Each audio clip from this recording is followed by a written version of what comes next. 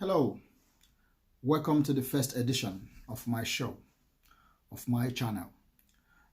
This is Idealistic News. My name is Chris. Here is the thing. In my first edition, what I wanted to talk about, it's not about what is affected in the world. The highlights is the death of Kobe Bryant and so many others on the helicopter crash with President Trump. Senate trial carrying on with the virus in China and stock exchange falling down due to the worsening economic crisis, which they think is going to happen in China. But that's not why. Those are just a few headlines. But ultimately, my first edition, I want to talk about something that is close to my heart, something that I personally has gone through. This first edition, I want to talk about immigration in a different way. Immigration, it's seen to many to mean something different. But from my perspective, I want to talk about how immigration is designed not to benefit the so-called developing country citizens, like continent of Africa, Asia, and so on and so forth. Here is my take. What happens is immigration happens for so many reasons. For a lot of people, it might just be because of the situation in their family. They're looking for greener pasture. It could be because they want to come to study. And no matter how they eventually decide to go for this, the risk involved, they're well aware. But once the decision is made to immigrate, I think people generally don't think about the negative aspect of it. They're positive. Yes, a lot of people will die on the way, which is the worst kind of immigration, as we've seen from a couple of years ago when people were immigrating to Europe. A lot of Muslim people passed through the ocean. A lot of people will die, a lot of people will survive, and those who survive, there are no guarantees that your status will work out. Most of them will be deported. So what I want to focus on today, as in regards to immigration, is the journey and the types of immigration. So type 1, which to me, I want to start from the easiest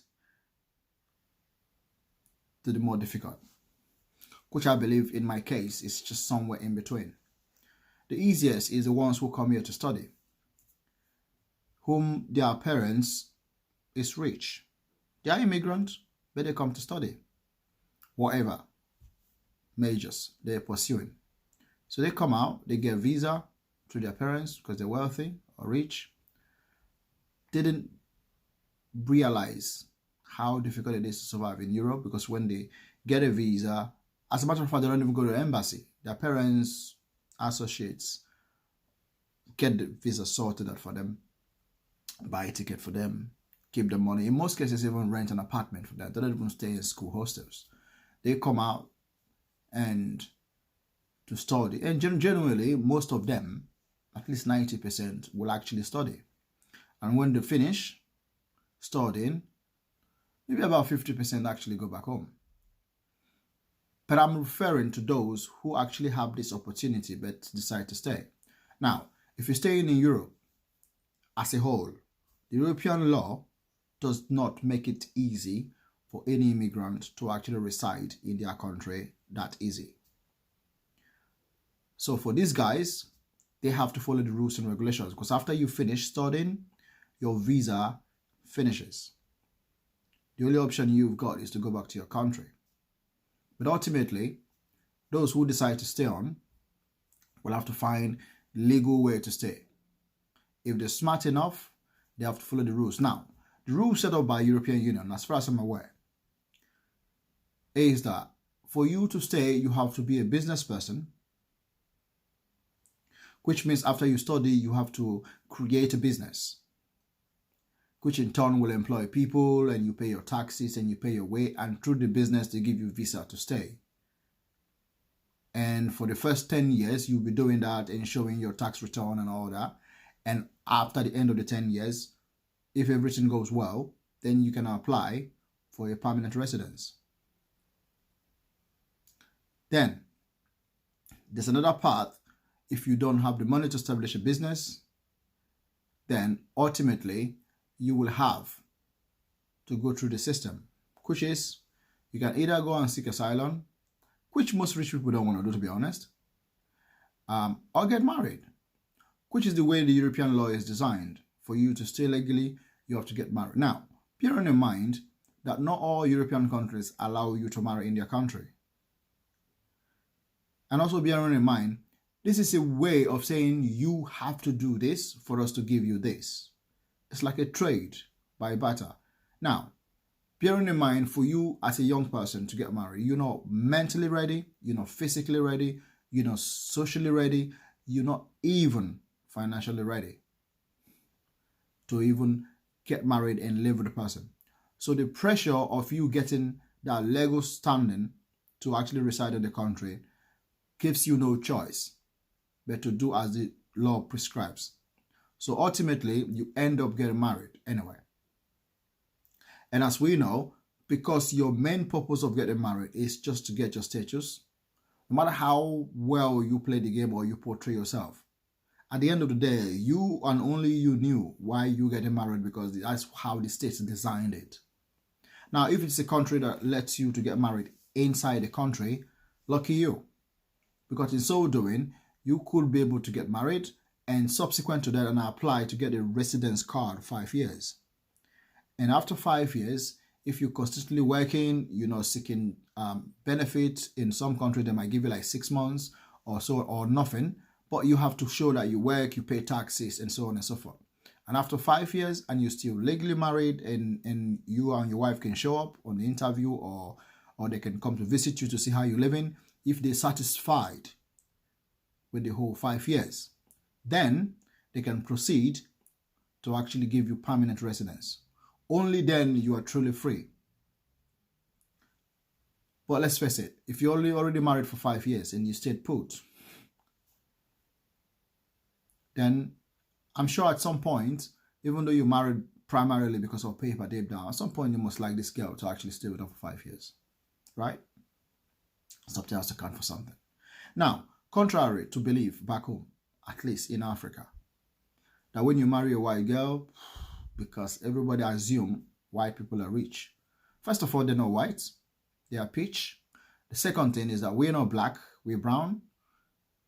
So these are the framework. So because the mentality shows that they're actually rich, they're not. Ultimately, what we find out is, as a young person, you find yourself in that state and then you get married and then you assume responsibility of paying the bills 50-50. In most cases, we actually pay all the bills. Don't get me wrong, that's how we were brought up, to actually work hard and take care of our own. And because that's how we were brought up, we don't complain about it. We, as a matter of fact, we're happy doing it. So, those are the steps for someone who had it easy. There's a second type of students, immigrants, so to say, who come up as a student. They hustle their visa,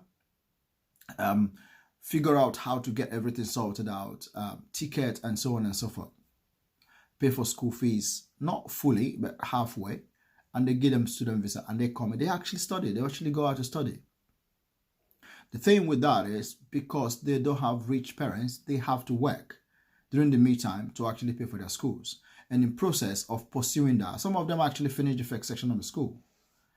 In continuity, they have to continue to pay for the school. When they hook, however, they have to find alternative way. Those are the ones who, before they left home, they are not coming back. They came by themselves to study. They really want something better for their life. And one thing about Europe is, once you are in the system, when I say system, I'm referring to the livelihood. So there's electricity, there's security, there's rule of law. The mentality is completely different, of course. The orientation, comparing it from where you're coming from. Before you know it, your mentality starts to change. You start to see things different. You start to understand yourself. as a human being on this planet, you start to actually figure out which way you want to go forward. But ultimately, you slide into the mood of going through the same routine. In order to carry on working, you need a longer visa, and before you know it, you have a girlfriend, you make babies, which is another way.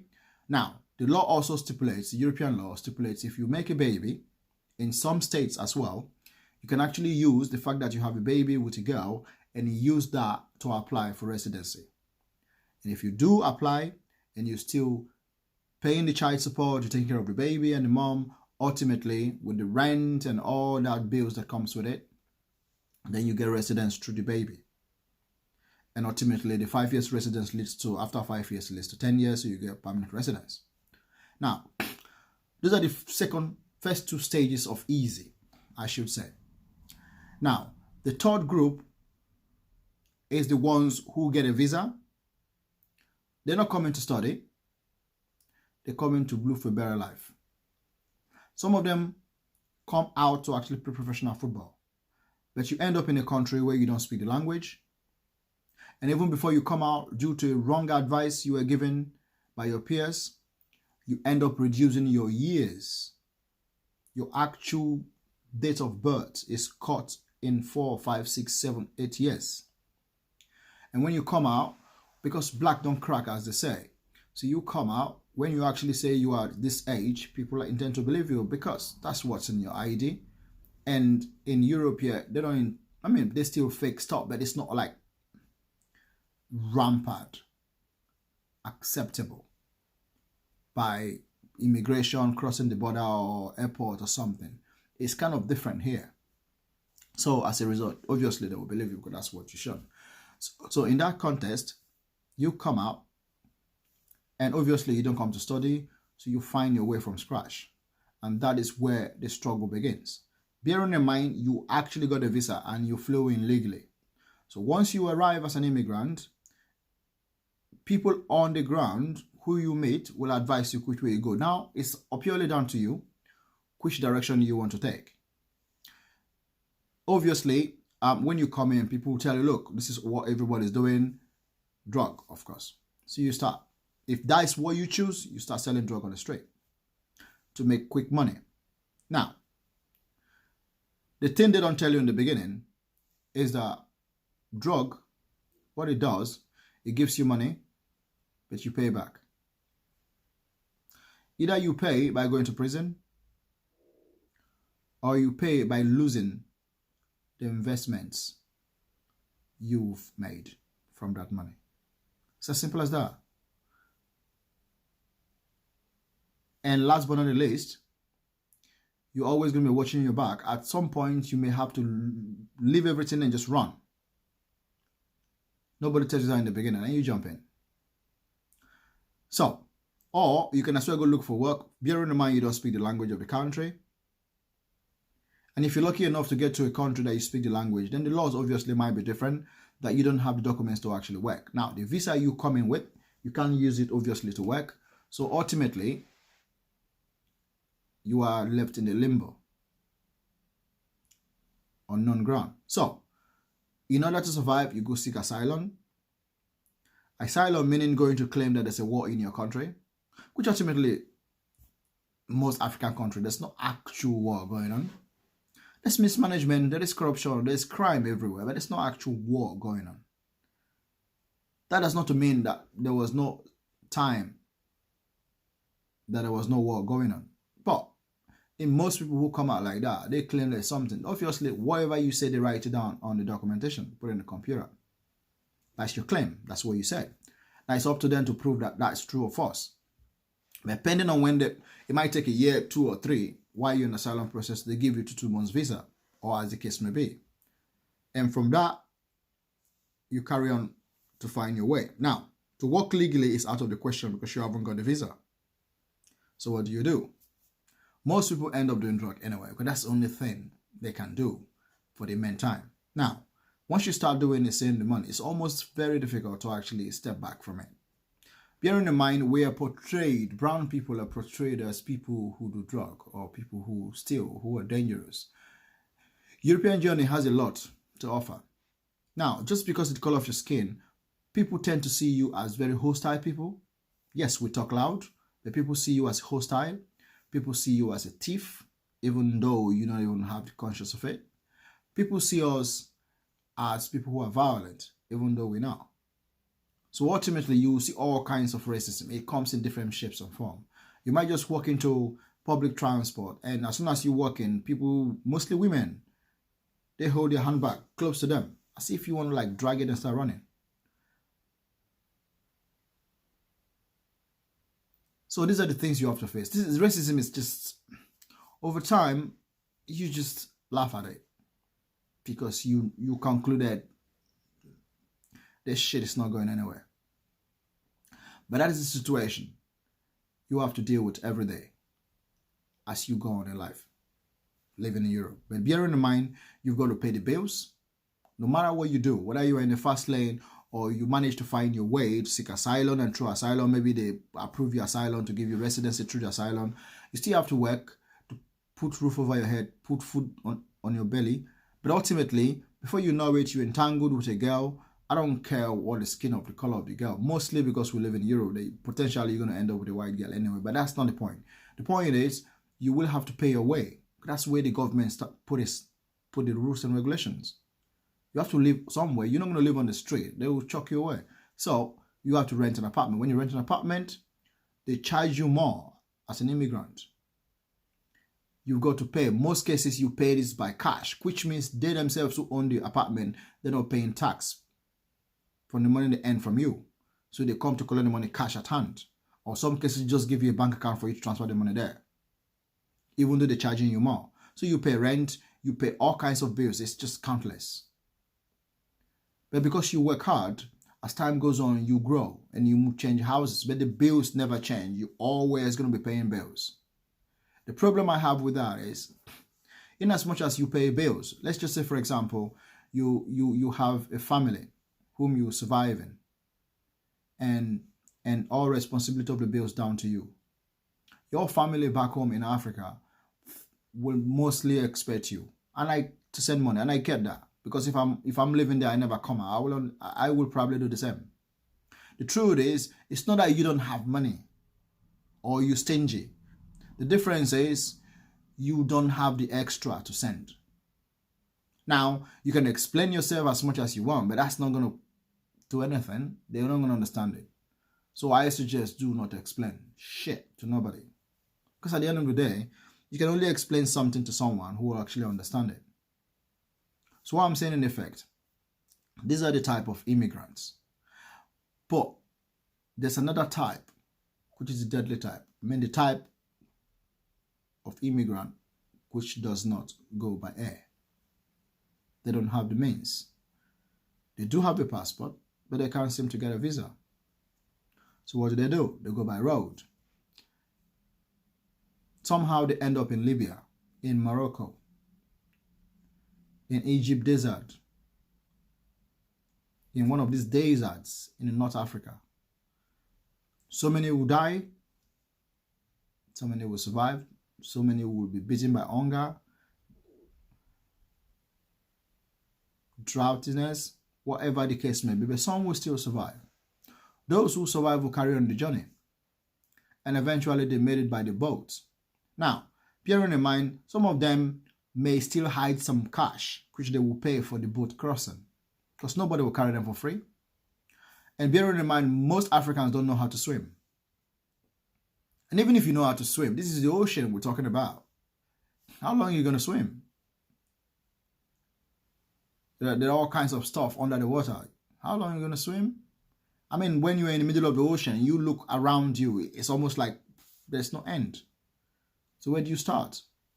Which direction do you start swimming? Is it following the wave?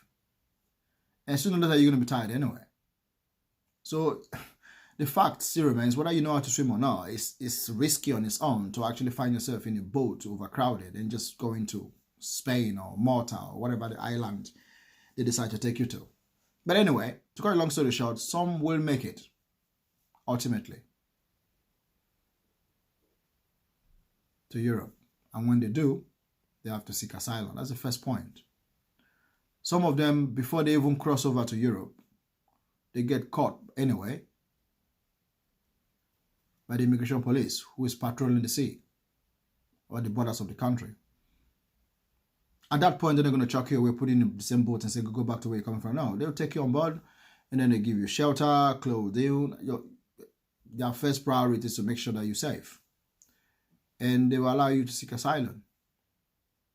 Some people will be returned. Some people were allowed to stay.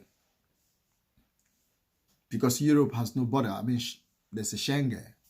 European Union, I mean to say, has no border. So in most cases, people just get on the bus and just go. Get on the train and just go. Even though there's a risk of that as well. There's no border, but police can just, certain places, just get into the train to check, as Germans normally do.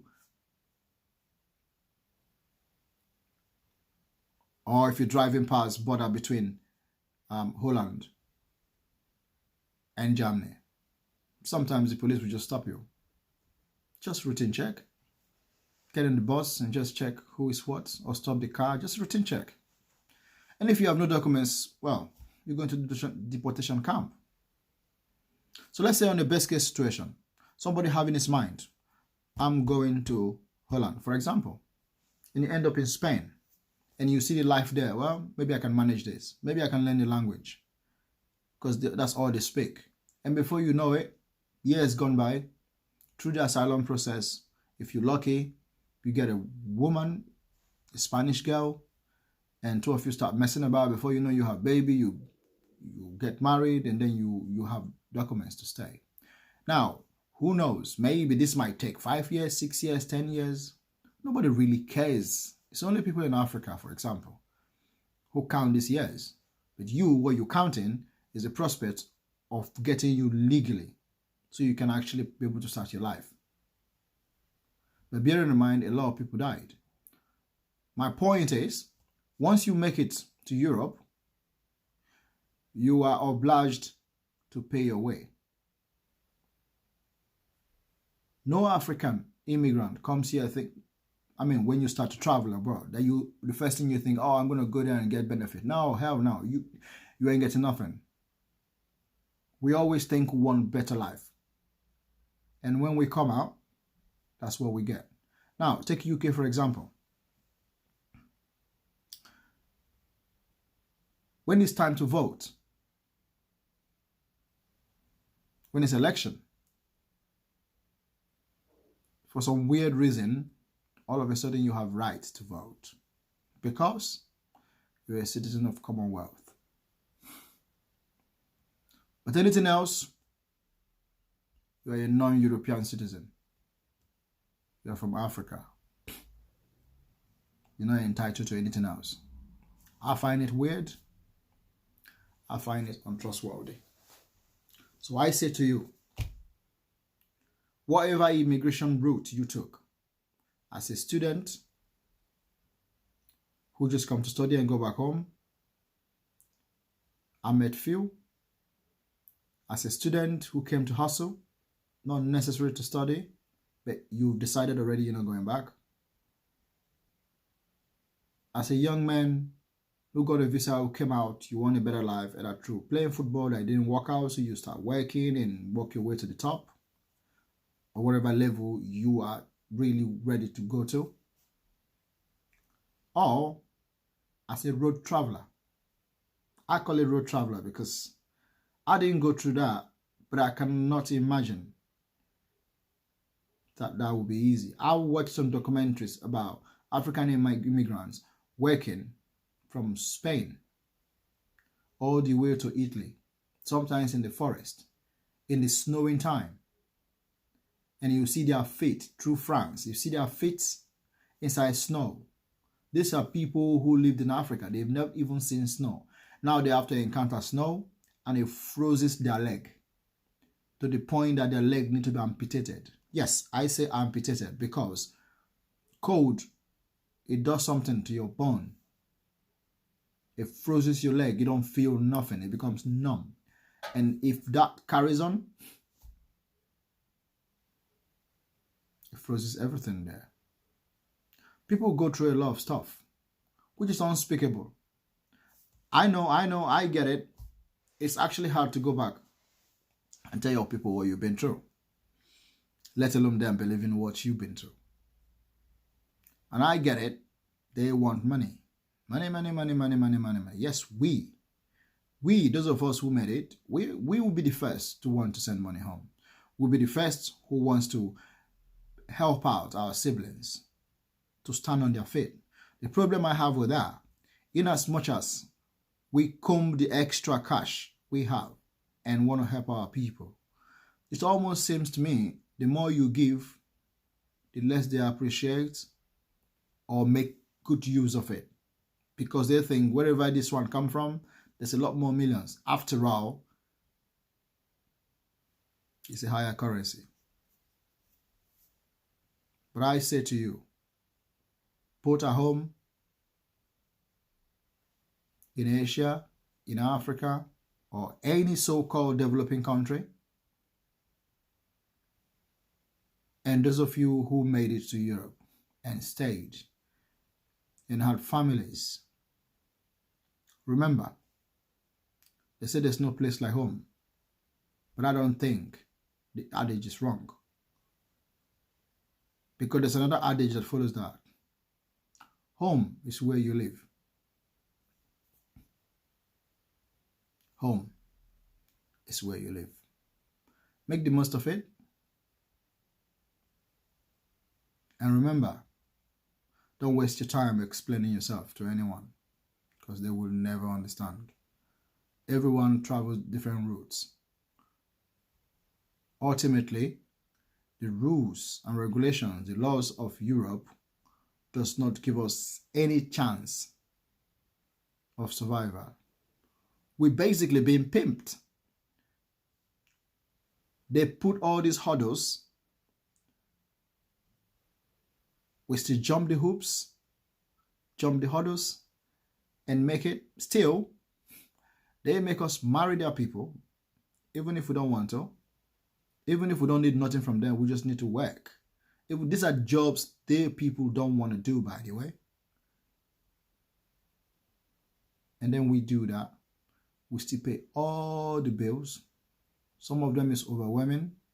It goes out your bank account. As soon as you get paid, it's gone. So that means you just basically, sometimes I think I'm just working for the system.